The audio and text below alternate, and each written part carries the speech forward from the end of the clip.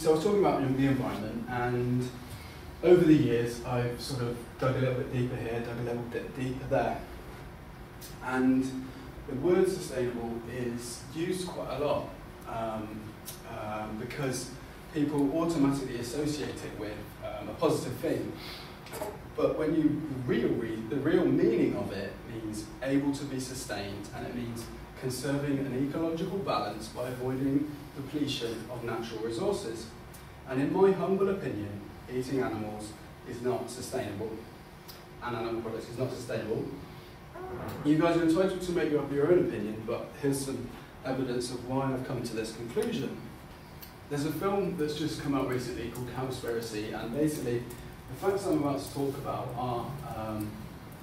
are explored by them and are also on their website, which is on the recommended list for you guys.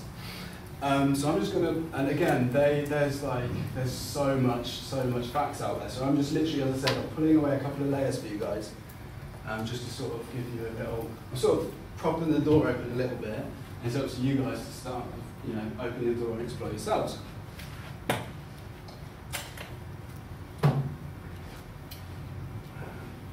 So there's a lot of talk about greenhouse gases and getting more eco cars and talking about carbon tax and all those kind of things.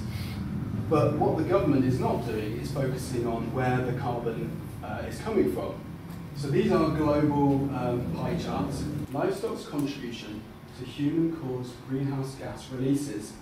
The lowest estimates that are out there at the moment are 14.5%, and the biggest estimates, which some people believe is the real estimates, is 51% of all global greenhouse gas releases. So what I'm now going to do is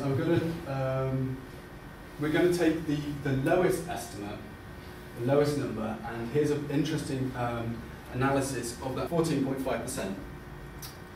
Consumption of meat and dairy produce is a major driver of climate change. Greenhouse gas emissions from the livestock sector are estimated to account for 14.5% of the global total, more than the direct emissions from the transport sector. So imagine that, at the moment, at the lowest estimates, the animal sector is a contributor more than all the cars. So there's all that talk about eco cars, there's drive less and fly less. They are really, definitely, I'm not saying catch a plane everywhere, definitely don't fly on planes, you know what I mean? But at the same time, you can't say don't fly on planes and catch buses and trains, which obviously is going to be more economical. Even more than that is actually changing what we eat. So even with ambitious supply side action to reduce the emissions intensity of livestock production, rising global demand for meat and dairy produce means emissions will continue to rise. Shifting global demand for meat and dairy produce is central to achieving climate goals. Recent analyses have shown that it is unlikely global temperature rises can be kept below 2 degrees Celsius without a shift in global meat and dairy consumption. Reducing meat for animal products could also significantly reduce mitigation costs in non-agricultural sectors by increasing their available carbon budget.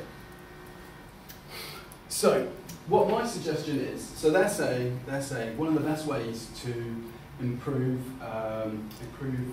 reduce our greenhouse releases is to move away from meat and dairy consumption.